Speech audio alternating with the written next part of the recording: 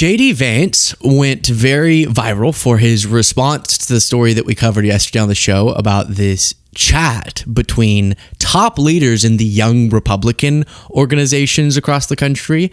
And because he's going to try to downplay this, just a couple important notes. We're talking about some people 30 plus in their age. He's going to be like, it's just a bunch of kids being kiddos. You know how kids be. They run around saying they love Hitler. And also a member of the Trump administration or someone who had served in the Trump administration, a state senator, and these young Republican orgs that are officially commissioned by the Republican National Committee are influential, and these people leading them that were a part of these chats have influence and are relevant, because you'll also try to distort that and make it just a bunch of like middle schoolers, which I don't know what middle school JD Vance went to. In my middle school, no one was talking about sending their political enemies to gas chambers. That was one of the quotes. And again, you can look back at my segment yesterday, but Politico revealed 2,900 pages of messages, and they provided the script, or they got the actual chats themselves between a dozen young Republican National Federation leaders. In its Tuesday report, the messages referred to black people as monkeys and the watermelon people, while other messages suggested putting political rivals in gas chambers. One person responded to someone else's comment and they said, "I love Hitler." And so just with that reminder, and we went in more in depth yesterday, Vance's response is going to be wild. But to throw one other little something onto this pile of things, at the same time, he's going, this is, who even cares? At the same time, a Republican representative, Dave Taylor, as these young Republicans are being exposed for saying in these chats, these pro-Hitler and pro-gas chamber statements, you have Dave here, Dave Taylor's office, and a screenshot being posted of an American flag that has a swastika in it. Now, the reaction from Dave Taylor was, oh, what the hell? How'd that get up there? On a whiteboard in his office. And maybe it was sabotage, is what he's arguing. Someone put it there maybe as a prank. Weird. Weird. I've never walked into our office and been like, guys, who put this swastika up? It's never happened before, but apparently that's what happened. Someone else put it up, and disturbing. So with all that being said, Vance's initial reaction was this, and I'll show you him in an interview. This is far worse than anything said in a college group chat, and he's posting a different screenshot. And the guy who said it could become the AG of Virginia. I refuse to join the pearl clutching when powerful people call for political violence. And this talks about the Jay Jones story that we talked about as well, which was Jay Jones, who's running for Attorney General in Virginia, making political violent statements. This is the person that he was texting with. You weren't simply asking questions. You know it. Jay Jones responded, I genuinely was. I wasn't attacking you. I was trying to understand your logic. And the person says, you weren't trying to understand. You were talking about hoping Jennifer Gilbert's children would die. And then Jay Jones said, yes, I've told you this before. Only when people feel pain personally do they move on policy. And we went through all the text. And do you know what you say when you actually hate abhorrent texts, finding out that people said in private abhorrent things? You just denounce it in and of itself, which is how we covered that Jay Jones story. That's bad, what he said. To then, weeks after that, have a completely different story break about the next generation or current generation of some Republican leaders saying Nazi stuff and racist stuff, for it to be, well, what about Jay Jones? Is the epitome of dishonesty. Yeah, what about it? It's bad. Now you try with the more recent one. So here was him on Real America's Voice, and I'll let the host kind of break down from their perspective this story, and then Vance is like, come on, it's just a bunch of kiddos. You're making a little bit of news here yesterday on X, formerly known as Twitter, about this Politico story, but I think it ties in, because we're talking about the celebratory nature of some, not many, maybe not most, but some, and it was disgusting about Charlie's assassination. There is a story, and I believe the two stories are connected, that came out of Politico yesterday. Blake, explain this for our audience, for those who don't know. We don't need to wallow in it too much, but so Politico has a story where somehow they got their hands on something like 28,000 messages in some group chat of, I think, 12 people that nobody's ever heard of, but they decided to just publish every single thing in this chat, whatever they found that they thought was the most salacious. And I think 10 years ago, there would have been a very different response to it. But people are starting to learn from this, and the vice president is one of the reasons why. So you tweeted this. This is far worse than... Okay, I'm sorry. I want to get to Vance. It's just, can I just say, you're right. This wasn't the group chat with all 2,000 prominent Republicans, and they were all like, It's just so weird how you feel the inclination to go like, as if you think it's an accusation against you. That's the team sport mindset that's so disgusting. Well, we can't say this is bad because then we're saying that this is what Republicans are for.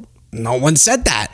These Republicans were for it. And these Republicans did, however many times you act like it's not true, have influence in the young Republican organizations that themselves are influential, and then a state senator and people who have served in the Trump administration. So it's relevant, it's disturbing, and you could just oppose it. And there have been things with people on the left that I've seen and I've gone, like I just told you, oh, that's horrible. Out. Get out of here. But the inclination to defend it, because you feel like if you admitted it was wrong, that it reflects poorly on you, is so weird. And so what you did is, instead of reacting to the story itself, you just posted what Jay Jones, our friend in Virginia who's running for AG as the Democrat, had said, where he wanted his political opponents to die. And then when someone thought he might be kidding, he called to make it clear, actually, it wasn't a joke. I was serious. That's how people change their mind. And you just pointed out, quote, this is far worse than anything said in any college group chat. And the guy who said it could become the AG of Virginia. I refuse to join the pearl clutching when powerful people call for political violence. And we have 14 million views on that. Yeah.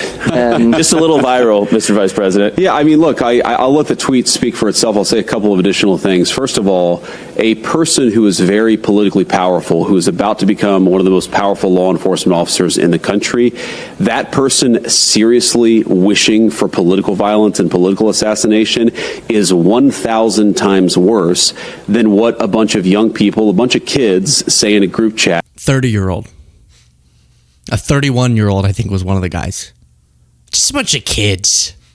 However offensive it might be, that's just reality. And if you allow yourself to be distracted by this person's incredible endorsement, disgusting endorsement of political assassination by focusing on what kids are saying in a group chat, grow up. I'm sorry. Focus on the real issues. Don't focus on what kids say in group chats. But stop calling them kids. That's so weird. JD Vance, you're like 41. I think these organizations are restricted to people between 18 and 40. You barely are aged out of being in these organizations that we're talking about. These aren't kids.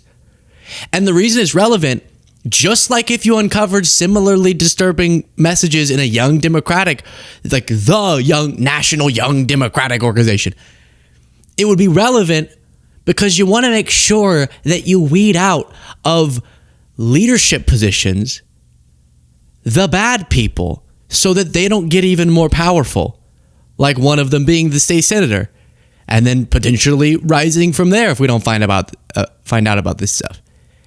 And it is just the most brazen example of whataboutism to say, Jay Jones, I can't even, there's not even a connection. Oppose those texts all you want.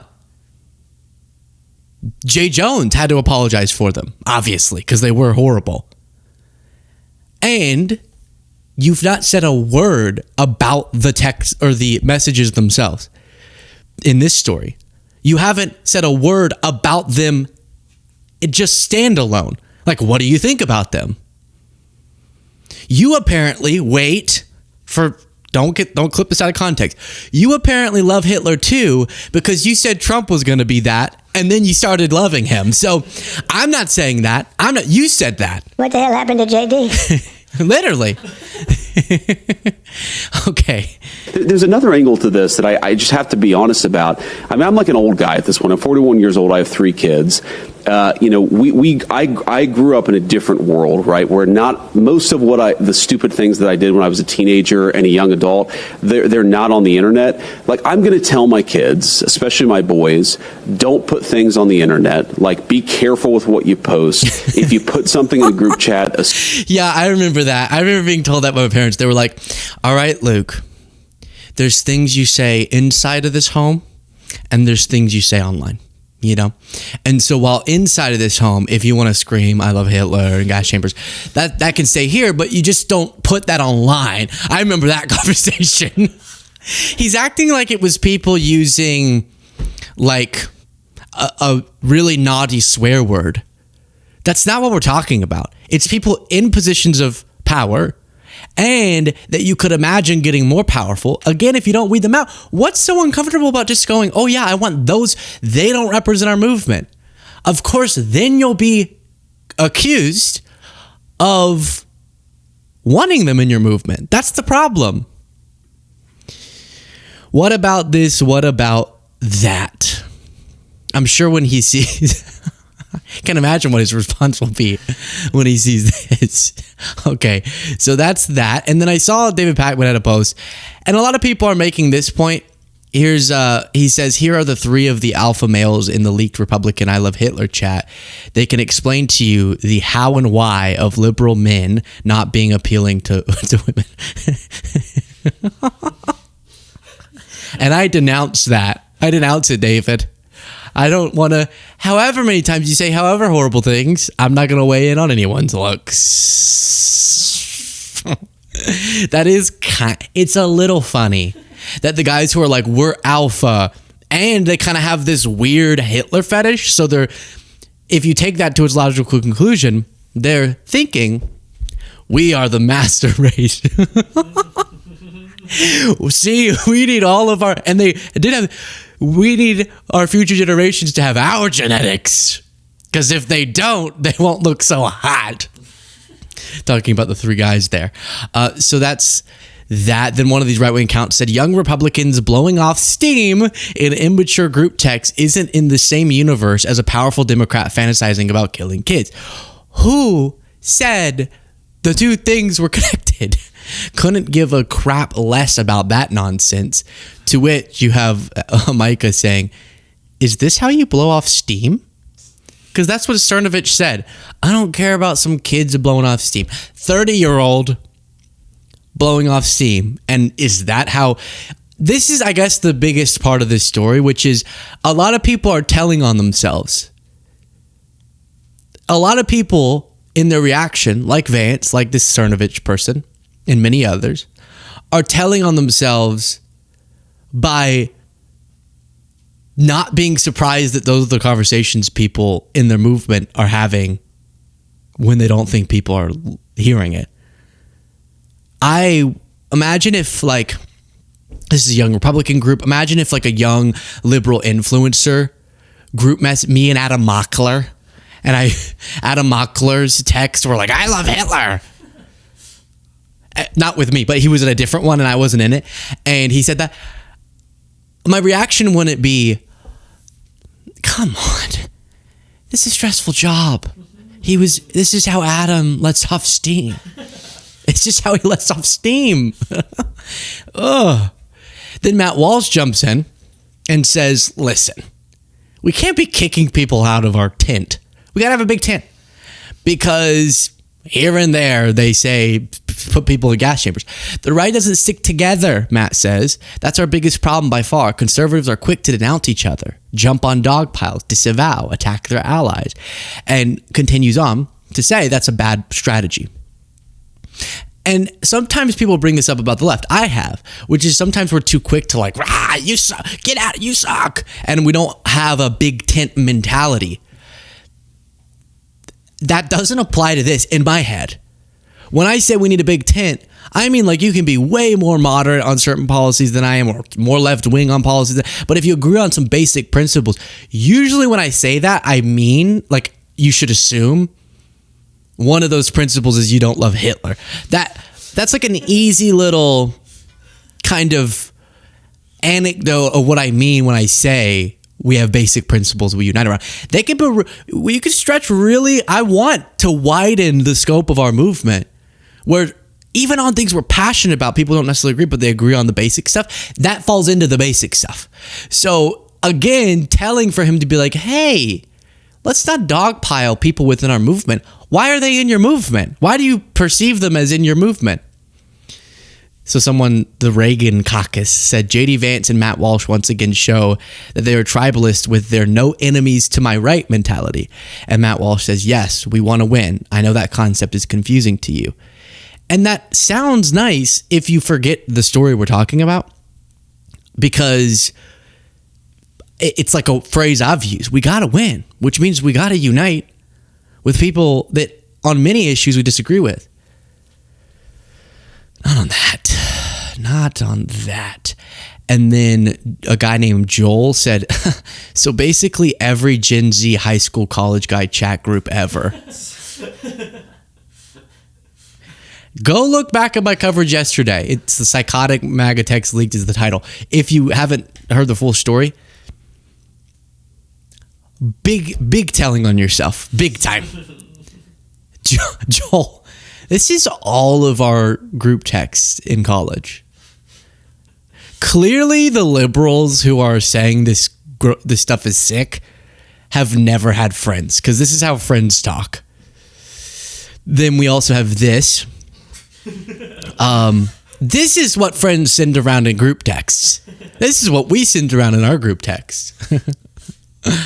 And then I don't even know who this is, but another little part of this story was that people involved or friends of people involved were going, the real problem is that someone betrayed their friends and leaked this. And then the allegation is that whoever leaked it, again, I told you I did the story yesterday, I just don't even have the energy to go learn the names of all the people with all of their titles and who said what to who and who leaked to who and who got blackmailed to leak to who. But apparently, according to some of these right-wingers, one of the guy who leaked the text to Politico got blackmailed by a friend to do so. What's the blackmail? I feel like the blackmail can't get what the heck is in that guy's closet that it's a better option for them to leak chats where people are saying I love Hitler than whatever they're blackmailing him with. Think about that. What was released in these texts is not as bad as whatever the guy was being blackmailed with. Oh my gosh. So there's that. You can take it down. Just really frightening stuff. And again, I am very careful about, you can't just take the most radical examples of someone under an umbrella in politics and say that's everyone. And I made an effort yesterday to say this is a group of specific people and they're the ones responsible for their actions. This is the Republican Party. But then when the vice president comes out and is like, it's kids letting off steam, it's kids being, let the boys be boys, then now all of a sudden you are fitting right into all the allegations. It's not my fault.